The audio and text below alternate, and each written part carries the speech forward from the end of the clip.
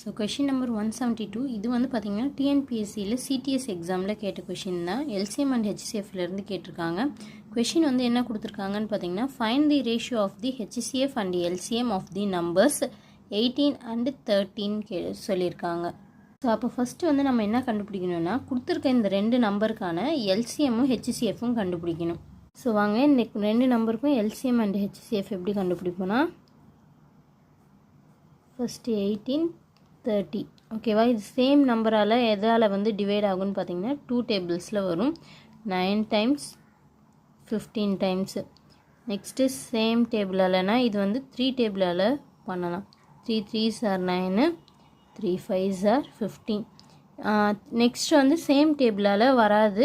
So அப்போ HCF எதுன்னு பார்த்தீங்கன்னா ஈக்குவல் டு 2 into 3. 2 into 3ன்றது என்னது 6.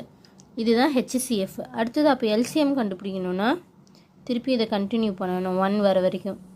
1 time 5 time ப்ரைம் நம்பர்ஸ் தான். ஸோ 5 பண்ணாக்கா 1 1 அப் டு 1,1 வர வரைக்கும் எல்சிஎம்க்கு கண்டுபிடிக்கணும். இப்போ இதோட எல்சிஎம் வேல்யூ என்னன்னு பார்த்தீங்கன்னா 2 into 3 into 3 into 5. 2 3s are 6, 5 3s are 15. So 15 6 are 15. So 15 6 are 15, 2s are 30, 15 4s are வந்து 60, 15 6 are வந்து பார்த்தீங்கன்னா 90. ஸோ ஹெச்சிசிஎஃப் எல்சிஎம் அவங்க கொஷினில் என்ன கேட்டிருக்காங்க, ஃபஸ்ட்டு ஹெச்சிசிஎஃப் தான் கேட்டிருக்காங்க. அப்போ 6:2 ரேஷியோவில் கேட்டிருக்கனால நம்ம /2 போட்டுக்கிறோம் 90. இப்போ இதை எதால் கேன்சல் பண்ணலாம் அப்படின்னு பார்த்தீங்கன்னா 3 டேபிளாலே கேன்சல் பண்ணுங்கள்.